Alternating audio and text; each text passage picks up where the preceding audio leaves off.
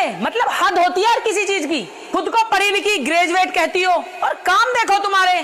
शादी को महज 14 महीने ही हुए हैं और तीसरी मंजिल से छलांग लगा दी। अरे इतनी कमजोर कैसे हो सकती है एक लड़की? जरा सा प्रेशर हैंडल नहीं हुआ तुमसे? इतनी क्या आफत आ गई थी कि सब कुछ छोड़ छाड़ के चली गई?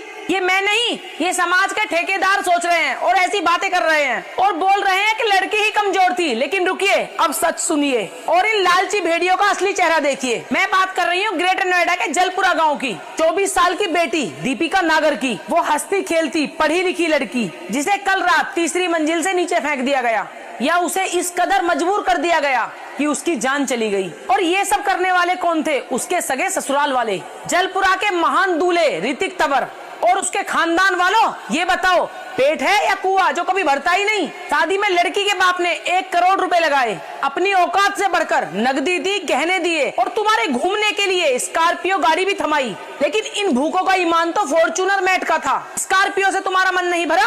तुम्हें तो 50 लाख कैश और चमचमाती फॉर्च्यूनर चाहिए थी।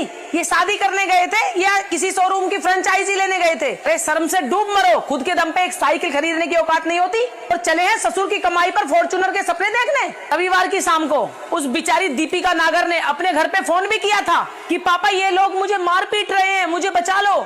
मायके वाले ये सुनकर उसके ससुराल में आए और उन दोनों को समझाकर चले गए। और उनके जाने के कुछ ही घंटों बाद तमाशा देखिए, दीपिका तीसरी मंजिल से नीचे मिलती है, शरीर पर चोट के निशान और चेहरे पे जख्म। अरे जब शादी करने का दम नहीं था तो फिर शादी क्यों की थी? तभी कह देते कि हमें बीवी नहीं, हमें बहू नहीं, हमें चलती फिरती तिजोरी चाहिए। पढ़ी लिखी बेटी को विदा किया था उस बाप ने, तुम्हारी फॉर्च्यूनर की किस्तें भरने के लिए नहीं।